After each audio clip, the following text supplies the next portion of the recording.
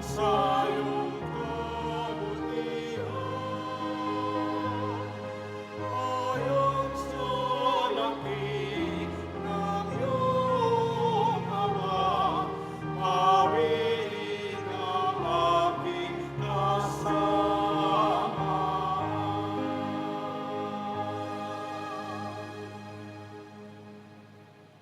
Sa ngalan ng Ama at ng Anak at ng Espiritu Santo, Amen. ang pagpapala ng ating Panginoong Hesukristo, ang pag-ibig ng Diyos Ama, at ang pagkipagkaisa ng Espiritu Santo naway sumainyong lahat. At sumayo rin. Panginoong Jesus, sa mga pagkakataon po na nakaligtaan namin ang aming tungkulin sa iyo, Panginoon, kaawaan mo kami. Panginoon, kaawaan mo kami. Sa hindi namin pagsasabalikat ng aming pananagutan sa aming kapwa at bayan, Kristo, kaawaan mo kami. Kristo, kaawaan mo kami. Sa hindi namin pagbibigay ng kaukulang pag-aaruga, paggalang sa aming sarili, Panginoon, kaawaan mo kami. Panginoon, kaawaan mo kami. Kaawaan tayo ng makapangyarihang Diyos, patawarin tayo sa ating mga kasalanan, at patnubayan tayo sa buhay na walang hanggan. Amen. Manalangin tayo.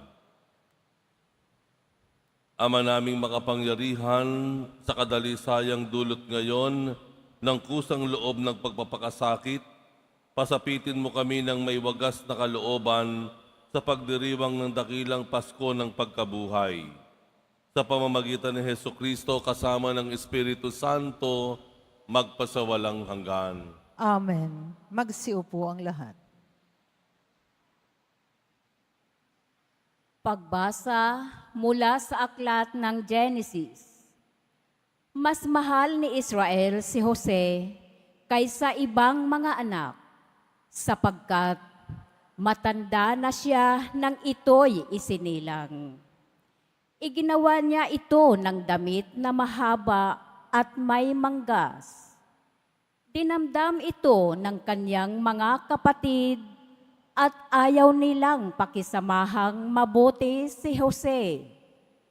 Nasa Sikem ang mga kapatid ni Jose at doon inaalagaan ang kawan ng kanilang ama.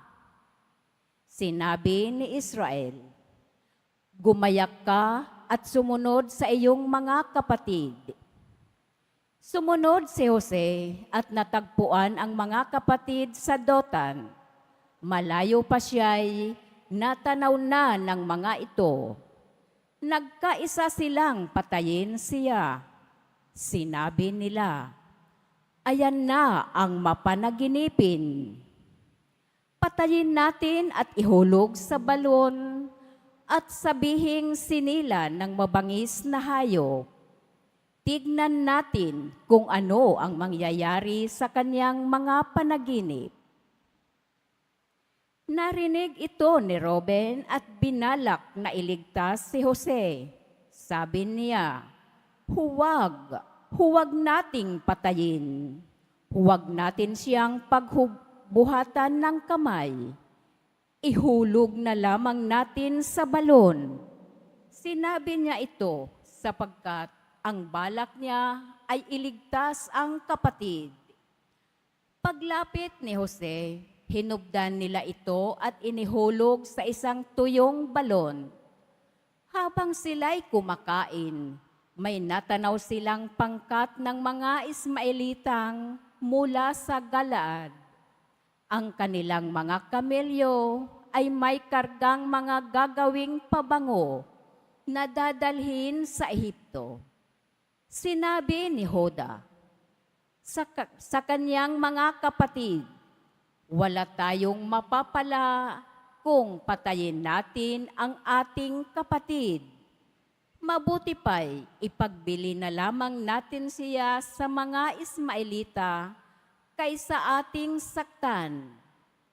Siya'y kapatid din natin, laman ng ating laman at dugo ng ating dugo."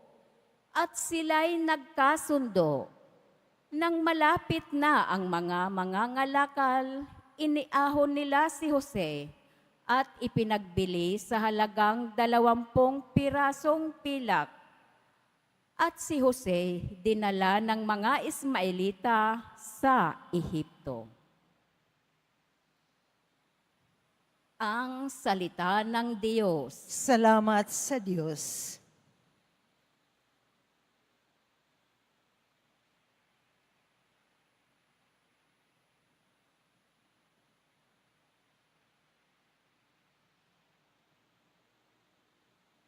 Gunitain ng malugod ang dakilang gawa ng Diyos.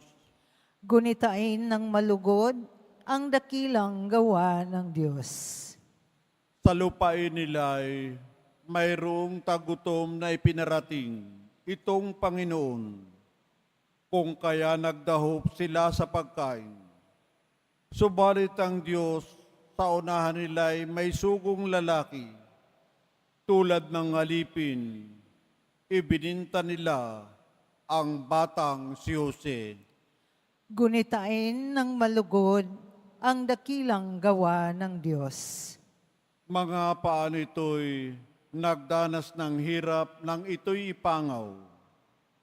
Patilig niya'y pinapagkwintas ng kulyar na bakal, hanggang sa dumating ang isang sandali na siya'y subukin nitong Panginoon na siyang nangakong siya'y tutubusin.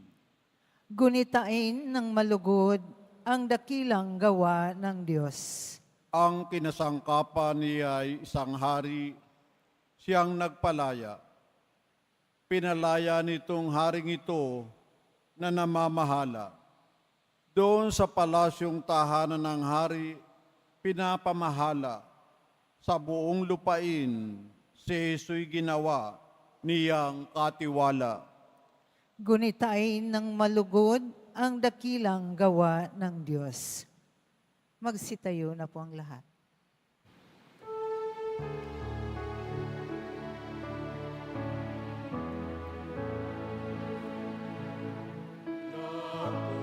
Puri kami sa'yo, Panginoon Jesucristo.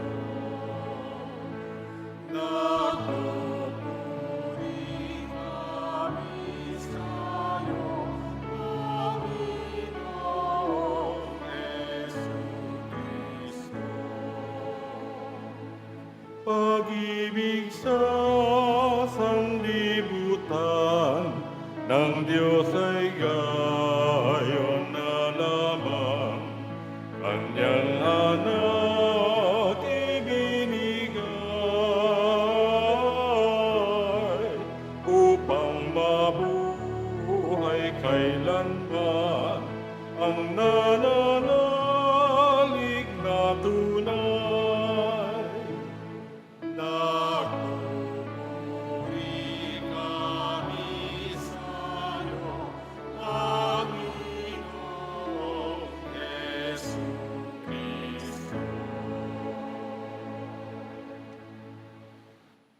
Sumainyo ang Panginoon. At sumayo rin. Ang mabuting balita ng Panginoon ayon kay San Mateo. Papuri sa iyo, Panginoon. Noong panahong iyon, sinabi ni Jesus sa mga punong saserdote at matatanda ng bayan, "Pakinggan ninyo ang isa pang talinhaga. May isang taong nagtanim ng ubas sa kanyang bukid at ito'y binakuran niya.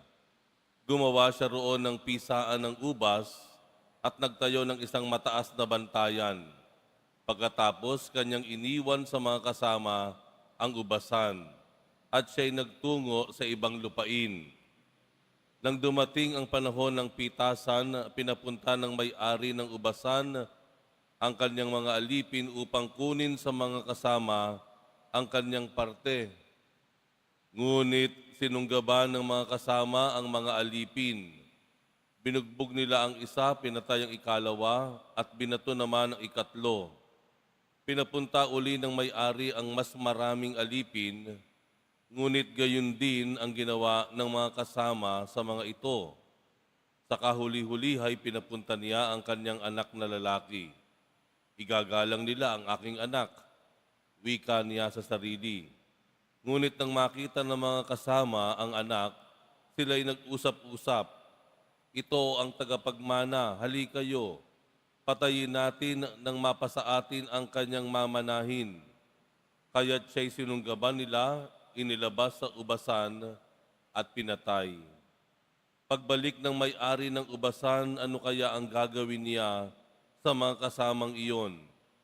Sumagot sila, lilipulin niya ang mga buhong na iyon at paaalagaan ang ubasan sa ibang kasama na magbibigay sa kanya ng kaparte sa panahon ng pamimitas. Tinanong sila ni Jesus, bakit pa ba ninyo nababasa ang talakatang ito sa kasulatan? Ang batong itinakwil ng mga tagapagtayo ng bahay ang siyang naging batong panulukan. Ginawa ito ng Panginoon at ito'y kahanga-hanga.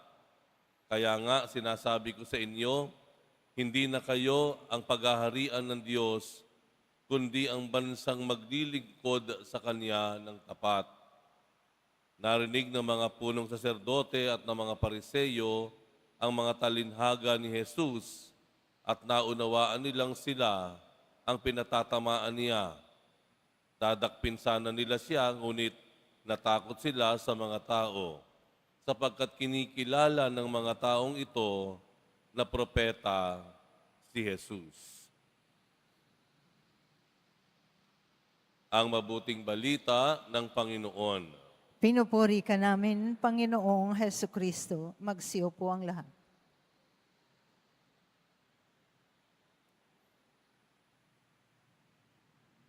Sa buhay po natin, malalaman po natin kung what we are made of. Sabi nga nila, kapag tayo ay nasalang sa mabibigat na kalagayan o tinatawag nating hamon. Kung titingnan po natin sa Ebanghelyo, malinaw po na ayon sa talinhaga, yung may-ari na nagtiwala ng kanyang ubasan ay may hinihingi, may inaasahan doon sa mga pansamantalang nag-alaga ng mga pananim. Ano yung inaasahan nung may-ari, nung landowner, doon sa talinhaga? Ang inaasahan lang naman po niya yung bunga. Ika nga po yung kinita, yung profit. Ano po? Humihingi po siya ng bunga ng lahat ng kanyang investment. Ano po sinasabi sa atin dito?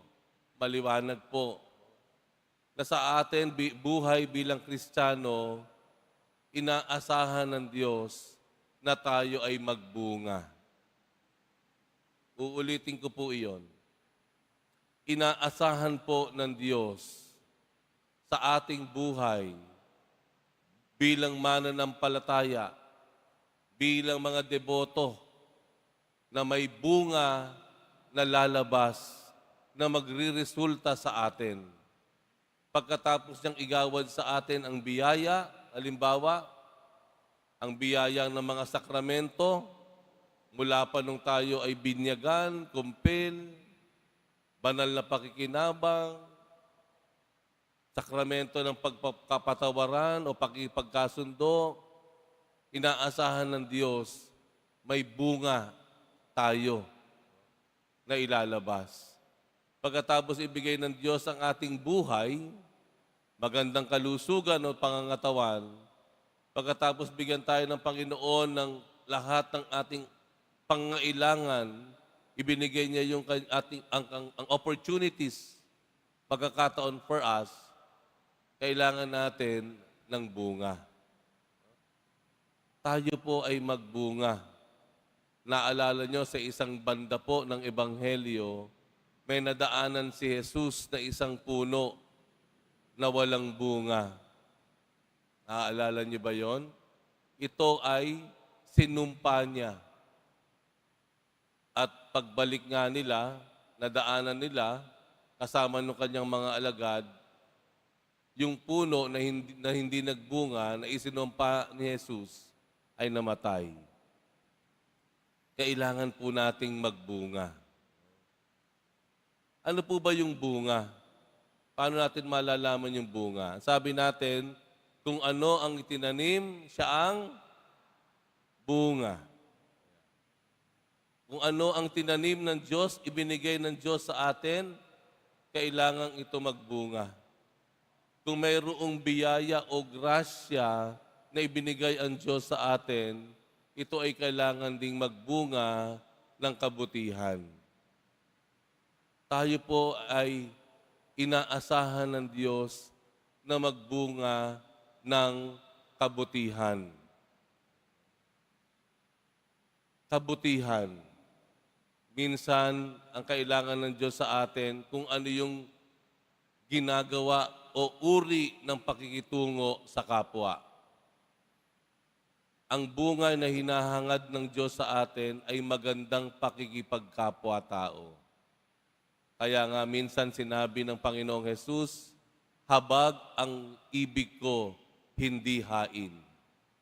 Habag ang ibig ko, hindi hain. Pag sinabing habag, ito ay ibinibigay natin sa ating pakikitungo sa kapwa. Pag sinabing hain, ito yung ibinibigay natin sa Diyos. Tama po? Habag sa kapwa, hain sa Diyos. Offering, sacrifice to the Lord. Pero yung mercy, yun ay para sa ating kapwa. Tingnan po natin ang atin pong mga sarili. Sagana tayo marahil sa inaalay natin sa Diyos. Inaalay natin sa Kanya ang ating mga panalangin. Yung ating mga sakripisyo, Lord, para sa iyo ito. Abot-abot ang ating pagtawag sa Diyos. Pero kung titingnan natin ang katuruan ng ating Panginoong Jesus Nazareno, ang lagi niyang itinuturo, anak, tignan mo yung kapatid mo. Patunayan mo ang pagmamahal mo sa akin na iyong Diyos na hindi mo nakikita sa pamamagitan ng pagmamahal mo sa iyong kapwa na iyong nakikita. Ang bunga na hinahangad ng Diyos sa atin ay mabuting pakikitungo sa ating kapwa. Good relationships. Maayos na pakikitungo. Makatarungan na negosyo, halimbawa. Hindi mga mapang-api na sistema, hindi mapanlinlang na mga sistema o pamamaraan, hindi pang-aabuso sa kapwa, kung hindi mabuting pakikitungo. Yan ang bunga na nais ng Diyos sa atin. Pangalawa, na gustong bunga ng Panginoon sa atin ay ang ating pagmimisyon. Ang ating pagmimisyon. Tandaan po natin, ang mga alagad, tinawag ng Panginoon para sumunod sa Kanya. At tunay nga, yung 12 alagad, sumunod sa Kanya. Pero sa bandang huli, nung ang Panginoon ay aakyat na sa langit, ano ang sabi niya? Pumunta kayo sa buong mundo. Ipangaral ninyo ang aking mga salita. Ang bunga na hinahangad ng Diyos sa atin ay ang pagmimisyon. Hindi po pwedeng tayo lamang ay tanggap ng tanggap. Wala naman tayong ibinibigay. Hindi po pwedeng lagi na lang tayo parang mga baby. Sinisiguro tayo ay kumakain ng tamang nutrisyon. Tayo rin naman po ay tumatanda sa pananampalataya. Natututo tayong tumayo, maglakad, natututo tayong magtrabaho. Ibig sabihin, kailangan matuto rin tayo na maglingkod sa ating kapwa. Hindi kailangang dito ka sa simbahan, halimbawa, para makapaglingkod sa Diyos. Hindi po. Yung maayos at tapat na pagtatrabaho sa iyong pinapasukan, ito'y isang uri ng paglilingkod. Yung paglalagay mo sa iyong social media, halimbawa, na mga salita na nagpapaalala ng katapatan ng Diyos, ng mensahe ng Panginoon sa mundo, yan ay isang uri ng pagmimisyon o paglilingkod sa Diyos. Ang inaasahan ng Diyos sa atin, tayo ay magbunga. Let us not take this lightly. No? Hindi po ito maliit na bagay. Malaking bagay po ito. Ang lahat ng ating ginagawa, yung ating pagdarasal, pagnonobena, pagluhod, lahat ng ating pagtaas ng kamay sa Diyos, ang lahat pong iyan, wag nating gamitin na parang tayo ay nagbabribe, no, sa Diyos. Hindi kailangan ng Diyos ng bribe natin. Hindi kanya kailangan noon. Kailangan ng Diyos magbunga sa atin ang lahat ng ating ginagawa. Yung ibinigay, ipinunla, yung binhi na ibinigay sa atin ng Diyos, kailangan ito ay magbunga. Magbunga ng kabutihan, magbunga ng paglilingkod. Ano ang nais nating maging bunga? Ngayong panahon ng Kwaresma, ano ang gusto nating magkaroon tayo o magawa natin pagkatapos ng Kwaresma? Sa pagsapit ng dakilang kapistahan ng muling pagkabuhay ng Panginoon o sa pagwawakas ng panahon ng Kwaresma, ano yung nais nating bunga? Ano yung hinihingi ng Diyos sa ating bunga? Ano yung inaasahan ng Diyos sa ating bunga ng kabutihan at pagmimisyon?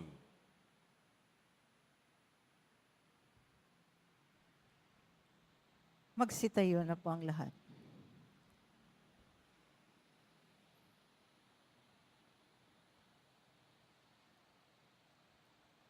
Minamahal ko mga kapatid, habang pinagninilayan ang babala sa Ebanghelyo tungkol sa pangailangang mamunga, ihain natin ang ating mga kahilingan sa Diyos Ama. Panginoon ng ubasan, pagpalain mo ang aming mga buhay. Panginoon ng ubasan, pagpalain mo ang aming mga buhay. Ang Santo Papa, naway makatanggap ng liwanag, lakas at tulong sa kanyang pag-akay sa simbahan sa mga panahong ito ng kahirapan. Manalangin tayo. Panginoon ng ubasan, pagpalain mo ang aming mga buhay. Ang ating mga isipan, naway mapuspos ng kapayapaan ng Diyos na naghahatid ng walang hanggang kagalakan at walang katapusang kaligayahan. Manalangin tayo. Panginoon ng ubasan, pagpalain mo ang aming mga buhay. Sa ating mga sariling buhay, naway makapagbigay tayo ng bunga ng pag-ibig, pagpapatawad, katarungan at kapayapaan. Manalangin tayo. Panginoon ng ubasan, pagpalain mo ang aming mga buhay. Ang mga may sakit at nagdurusa, naway hindi panghinaan ng loob sa gitna ng kanilang dinaranas na pagsubok at sa halip ay palakasin ng salita ng Diyos. Manalangin tayo. Panginoon ng ubasan, pagpalain mo ang aming mga buhay. Ang mga yumao, naway tumanggap ng kanilang walang hanggang kapahingahan sa iyong kaharian. Manalangin tayo. Panginoon ng ubasan, pagpalain mo ang aming mga buhay. Ama naming nasa langit, nagpapasalamat kami sa iyo para sa iyong tapat na pag-ibig. Tulungan mo kaming mapaglingkuran ka ng buong puso at mamuhay ng karapat-dapat sa iyong pagtawag sa amin. Idinadalangin namin ito sa pamamagitan ni Kristo na aming Panginoon. Amen. Magsiupo ang lahat.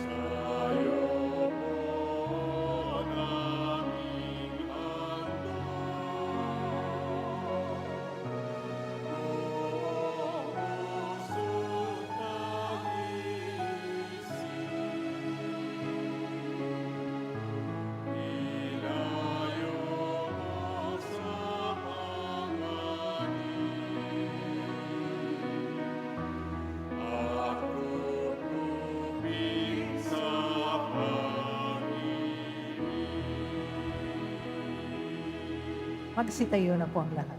Manalangin kayo mga kapatid upang ang paghahain natin ay kalugdan ng Diyos amang makapangyarihan. Tanggapin nawa ng Panginoon itong paghahain sa iyong mga kamay, sa kapurihan niya at karangalan sa ating kapakinabangan at sa buong sambayanan niyang banal. Ama namin lumikha, pangunahan nawa kami ng iyong kagandahang loob sa aming paghahain bilang iyong mga lingkod, upang sa matapat na pamumuhay kami maitaguyod.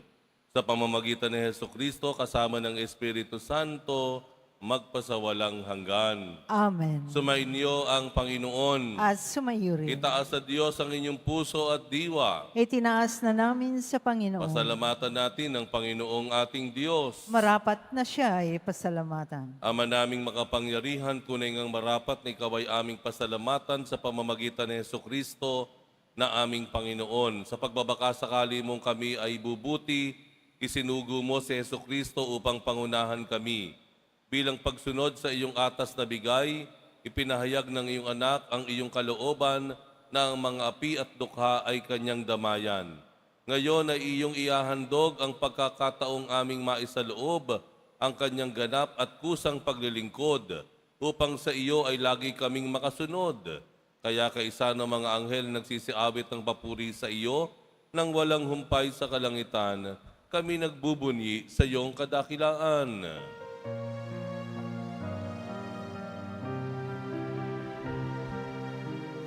Santo, Santo, Santo, Panginoong Diyos ng mga hukbo,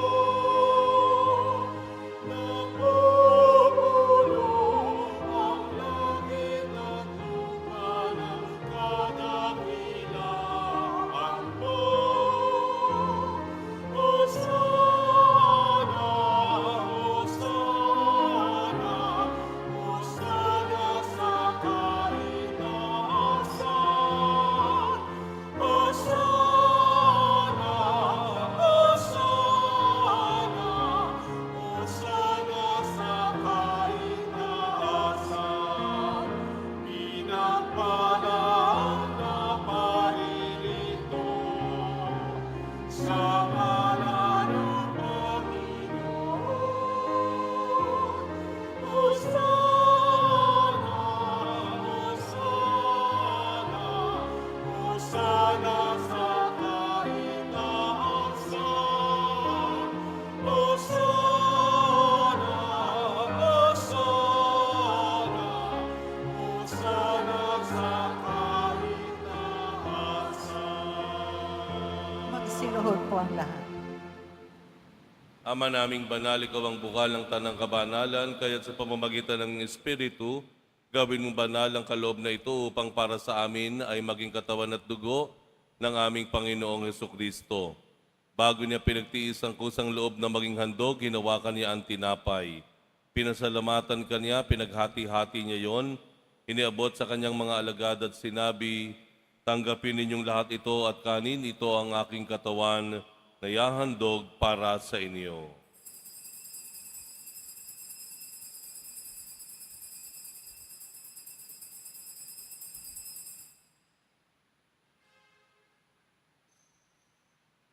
Gayun din naman nang matapos ang hapunan, hinawakan niya ang kalis, muli kanyang pinasalamatan.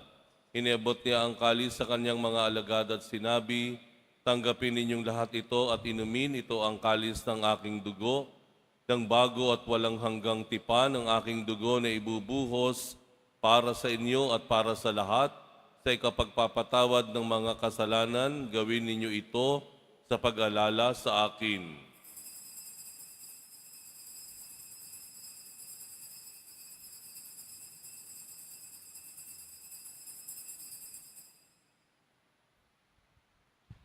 Tumayo na po ang lahat. Ipagbunyi natin ang misteryo ng pananampalataya. Si Kristo'y namatay, si Kristo'y nabuhay, si Kristo'y babalik sa wakas ng panahon. Ama, ginagawa namin ngayon ang pag-alala sa pagkamatay at muling pagkabuhay ng iyong anak, kaya't iniaalay namin sa iyo ang tinapay na nagbibigay buhay at ang kalis na nagkakaloob ng kaligtasan. Kami nagpapasalamat dahil kami iyong minarapat na tumayo sa harap mo para maglingkod sa iyo. Isinasamo namin kaming magsasalo-salo sa katawan at dugo ni Kristo ay mabuklod sa pagkakaisa sa pamamagitan ng Espiritu Santo. Amalingapin mo ang iyong simbahang laganap sa buong daigdig. Puspusin mo kami sa pag-ibig kay San Francisco na aming Santo Papa at ni Jose na aming Arsobispo at ng Tanang Kaparian. Alalahanin mo rin ang mga kapatid naming nahimlay na may pag-asang sila'y muling mabubuhay, gayon din ang lahat ng mga pumanaw. Kaawaan mo sila at patuloyin sa iyong kaliwanagan. Kaawaan mo at pagindapatin kaming lahat na makasalo sa iyong buhay na walang wakas, kaisa na mahal na Birheng Maria na Ina ng Diyos, ng kabiyak ng puso niyang si San Jose, kaisa ng mga apostol ni San Juan Bautista at ang lahat ng mga banal na namuhay dito sa daigdig ng kalugod-lugod sa iyo, maipagdiwang nawa namin ang pagpupuri sa ikararangal mo sa pamamagitan ng iyong anak na aming Panginoong Hesukristo. Sa pamamagitan ni Kristo, kasama niya at sa Kaniya, ang lahat ng parangal at papuri ay sa iyo, Diyos amang makapangyarihan, kasama ng Espiritu Santo magpasawalang hanggan.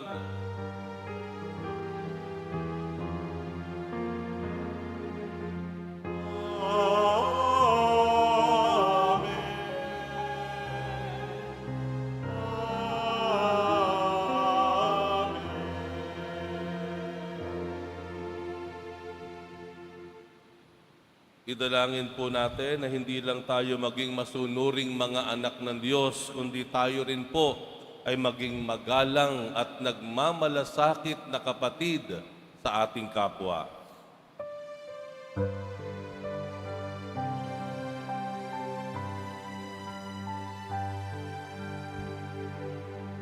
Ama naming sumasalangit ka, sambahin ang ngalan mo. Mapasahalin ang kaharian mo, sundin ang loob mo. Dito sa lupa para sa langit, bigyan mo kami ngayon ng aming kakanin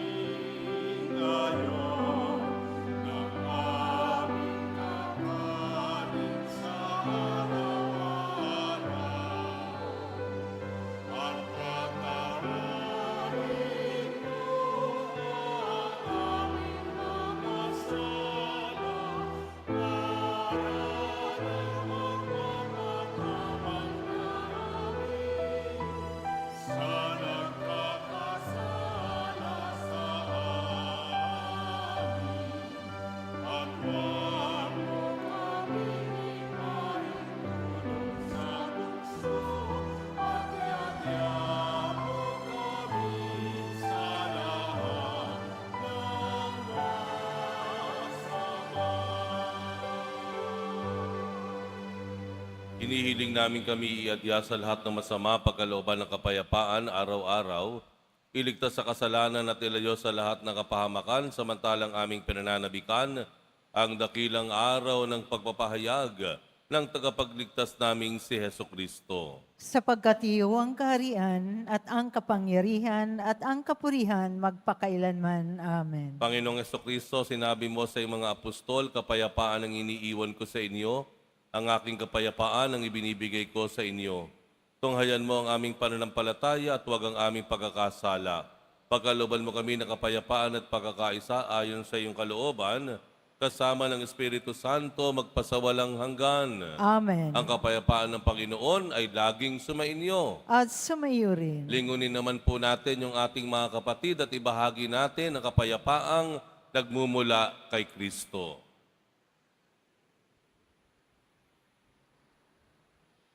Kordero ng Diyos na nag-aalis ng mga kasalanan ng sanlibutan, maawa ka sa amin. Kordero ng Diyos na nag-aalis ng mga kasalanan ng sanlibutan, maawa ka sa amin. Kordero ng Diyos na nag-aalis ng mga kasalanan ng sanlibutan, ipagkaloob mo sa amin ang kapayapaan. Magsiluhod po ang lahat.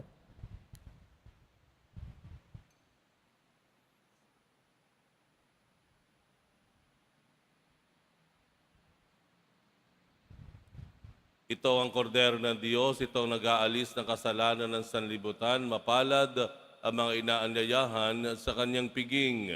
Panginoon, hindi ako karapat-dapat na magpatuloy sa iyo. Ngunit sa isang salita mo lamang ay gagaling na ako.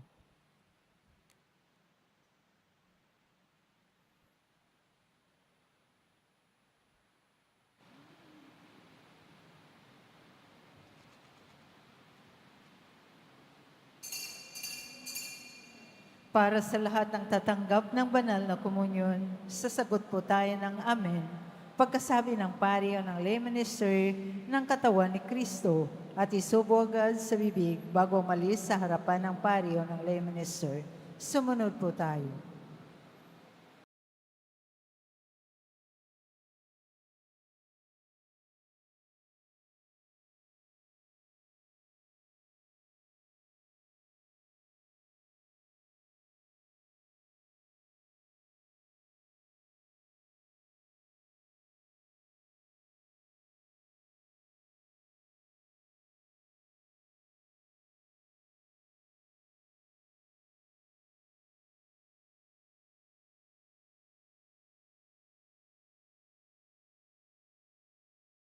Magsitayo na po ang lahat.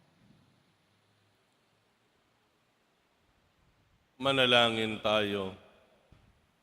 Ama naming mapagmahal, pagkatanggap namin sa banal na pakikinabang, marapatin mong tahakin namin at sapitin ang kaligtasang iyong ibinigay sa amin. Sa pamamagitan ni Hesukristo kasama ng Espiritu Santo, magpasawalang hanggan. Amen. Sumainyo ang Panginoon. At sumayo rin. Mahal na po ang Jesus Nazareno, inihayag mo sa pamamagitan ng krus ang walang maliw na pag-ibig ng Diyos sa sangkatauhan. Pakinggan mo ang kahilingan lalo na para sa mga nangangailangan ng iyong tulong at awa. Makamtanawa namin ang iyong kasagutan na may utang na loob na tinatanaw. Basbasan din po ninyo itong mga imahen at dasalan upang lalo kaming manalangin at magtiwala. Sa pamamagitan ng bendisyon na ito, naway lalo kaming maging mapaglingkod, masunurin at tapat sa iyo na aming maluwalhating Panginoon, magpasawalang hanggan. Amen. At pagpalain kayong lahat ng makapangyarihang Diyos, Ama at Anak at Espiritu Santo. Amen. Humayo kayo sa kapayapaan upang ang Diyos at ang kanyang bayan ay mahalin at paglingkuran. Salamat sa Diyos.